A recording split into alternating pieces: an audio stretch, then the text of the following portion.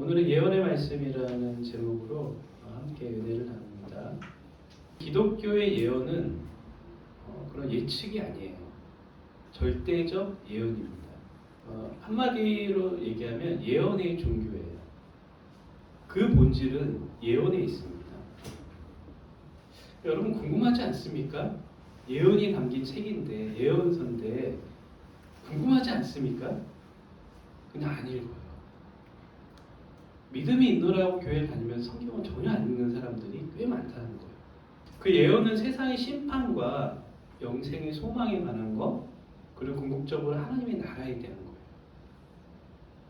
하나님은 특별하게 요셉에게 꿈을 통한 예지의 은혜를 주셨어요. 예언 사역한다는 사람들은 대부분 사이비의 가능성이 굉장히 높습니다.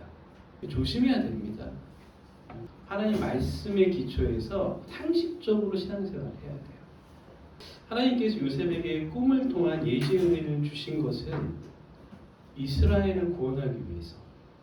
만약에 요셉이 없었으면 이스라엘 백성들이 살아남을 수가 없었어요.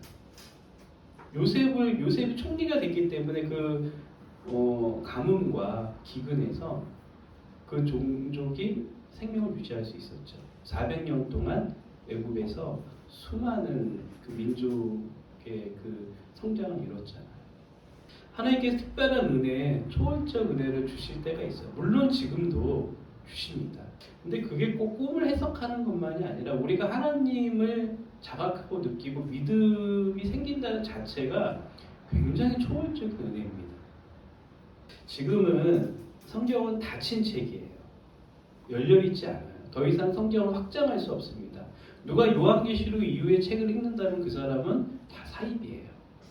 그래서 성경은 우리가 어떻게 살아야 하고 무엇을 소망으로 삼아야 하는가, 그리고 어떻게 될지에 대한 미래에 대한 이야기가 좀 나와 있어요. 근데 요셉이 꿈을 꾸는 것뿐만이 아니라 꿈을 해석하는 은사가 있었어요. 이거는 하나님이 주신 거죠. 또 남의 꿈을 해석할 수 있는 능력들, 하나님이 주신 꿈이에요. 술 맡은 관원장과 떡 굽는 관원장, 그들에게도 하나님이 꿈을 주신 거예요. 그들에게. 그들이 꿈을 꿨지만 하나님의 초월적인 개입이 있었던 거죠. 우리 사실 이해가 안 가잖아요. 요셉이 겪은 과정들을 보면은, 야, 그 젊은 사람이 어떻게 그걸 이겨낼 수 있었을까? 근데 아마 그가 그렇게 할 수 있었던 그 힘이 하나님의 꿈을 통해서 때로는 힘을 주시고, 때로는 용기를 주시고, 그렇죠? 하나님의 어떤 때로는 그 위로를 하시고, 소망을 주시고, 그게 꿈속에 있었다는 거예요. 하나님의 어떤 직접적인 그 교통함은 아마 그렇게 있지 않았을까. 그래서 환경이 요셉을 무너뜨리지 못하도록. 우리는 환경이 변하면 우리가 쉽게 무너질 수 있는 우리 연약한 우리에게 있죠. 그래서 우리가 그때마다 하나님을 더 붙들어야 되고 하나님을 더 의지할 때 우리가 다시 일어나는 거죠. 신앙은 오뚜기와 같아요. 오뚜기는 절대 넘어뜨릴 수가 없어요. 넘어지면 또 일어나고 넘어지면 일어나고. 우리 신앙인들은 넘어지지 않는 사람이 아니에요. 넘어지지만 다시 일어나는 사람들. 왜냐하면 오뚜기가 일어날 수 있는 건 그 밑바닥에 무게 중심이 있기 때문에 우리가 환경이 아무리 우리를 넘어뜨리려고 해도 우리를 넘어뜨릴 수가 없는 거예요. 우리 이 삶의 밑바닥에 하나님의 말씀이라는 보건소가 깔려 있으면 그 보건소 때문에 우리가 아무리 힘든 상황 속에서 다시 일어날 수 있는 거예요. 우리를 넘어뜨릴 수 있는 자가 없다는 거예요. 그래서 초대교회 때 우리 기독교인들을 보고 뭐라 그랬나요? 세상이 감당할 수 없는 사람들이라고 했어요. 왜냐하면 넘어뜨리려면 또 일어나고, 넘어뜨리려면 또 일어나고, 죽이려고 하면 순교를 감당하기도 하고, 그러니까 이게 안 되는 거예요. 아무리 해도. 요셉이 감옥에서 이제 두 명을 만납니다. 아까 얘기한 대로 술 맡은 관원장, 그리고 떡 굽는 관원장. 왜 이 둘이 하필이면 요셉이 있는 그 감옥에 들어왔을까? 그러니까 하나님이 배후에 계시다는 거죠. 하나님의 관여하심이 있다는 거예요. 우리 만남 가운데도 마찬가지입니다. 우리가 재수 없어서 저런 사람 만났어 라고 생각할 수 있어요. 근데 우리 인생 가운데서는 재수 없어서 만나는 사람이 없어요. 다 하나님의 관여하심이 있는 것입니다. 이 두 관원장도 그렇다는 거예요. 하나님께서 요셉에게 보내신, 만약에 이때 이들을 만나지 않았다면 이스라엘의 구원도 없었어요. 사실은 요셉이 이 사람을 만났기 때문에 요셉이 바로에게 갈 수 있는 길이 열린 거예요. 어쩌면은 훨씬 더 큰 기회의 길이 열린 거죠. 그리고 이제 보디발이 요셉에게 권한을 줬어요. 그들을 통제할 수 있는, 컨트롤할 수 있는 권한을 줬는데, 이 권한을 가지고 요셉이 어떻게 했냐면 그들을 섬겼다. 이렇게 성경에 올라와 있어요. 섬겼다. 여러분, 섬겼다는 그 말은 밑바닥에 뭐가 깔려 있었냐 하면 그들을 사랑했다. 그런 말이에요. 섬겼다. 그 말은. 여러분, 아무나 섬길 수 있나요? 사랑이 없으면 섬길 수 없습니다. 그게 요셉에게 배어있는 인간에 대한 태도예요. 우리가 그리스도 안에서 믿음을 갖는다는 건 성품의 변화입니다. 그건 뭐냐면 인간에 대한 태도가 달라지는 거예요. 그리스도 안에 있으면. 감옥에서 요셉은 그들을 그렇게 군림할 수 있음에도 불구하고 군림하지 않고 그 권한을 가지고 섬겼어요. 어쩌면 더 큰 권한을 가진 사람은 더 많은 섬김을 해야 하는 겁니다. 그러니까 권한이 있는 자가 섬기지 않으면은 어떤 일이 발생하냐 하면 약자가 고통을 받아요. 왕이 백성을 섬기지 않으면 누가 고통받습니까? 백성들이 고통을 받아요. 고통받는 사람이 있다는 것은 누군가가 군림하고 있다는 얘기예요. 어디선가 권한을 갖고 있는 어느 누군가가 군림하고 있다는 거예요.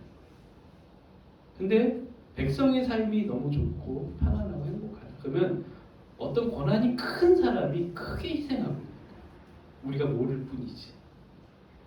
섬긴다는 것은 그의 마음을 헤아리는 거예요. 사랑이 없으면 헤아리지 못하죠. 진정한 인간에 대한 관심은 사랑에서 비롯되죠. 인자는 섬김을 받으려 함이 아니라 도리어 섬기려 하고 많은 사람의 대속물로 자기를 주려 함이라. 그 인자가 누군가요? 예수님이시죠. 그렇죠? 예수님의 정체성은 섬기는 분이었어요. 그리고 그 섬김의 최고봉은 십자가의 죽음이었고. 근데 우리가 그렇게 생각할 수 있어요. 예수님 왜 죽으셨지? 그렇게 우리를 구원하기 위해서. 굉장히 우리 드라이하게 그렇게 알고 있을지 몰라요. 근데 예수님이 그렇게 우리를 위해서 죽을 만큼 내가 누구를 위해 죽을 수 있다는 것은 그만큼 사랑한다는 거예요. 윤동주의 십자가 혹시 아시나요? 그걸 보면 이런 대목이 있습니다. 괴로웠던 사랑이 행복한 예수 그리스도에게서처럼 십자가가 허락된다면. 예수님을 가리켜 괴로웠던 사랑이 하면서 뭐라 그래요? 행복한 예수 그리스도. 십자가에서 죽는데 예수님이 그렇게 표현했어요. 사랑하는 이를 위해서 죽을 수 있었기 때문에. 굉장히 초월적인 거죠.